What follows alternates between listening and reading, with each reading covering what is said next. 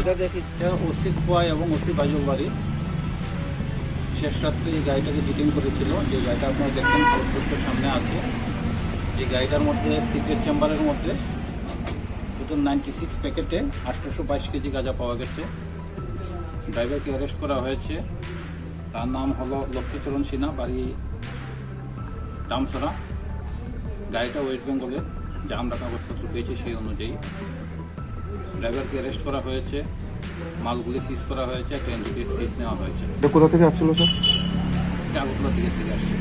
Sir এটার বাজার মূল্য রেট কত হবে এটা?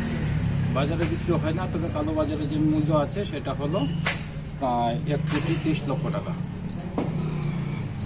শুধু একজনকে অ্যারেস্ট করা হয়েছে। একজনকে arrest করা হয়েছে।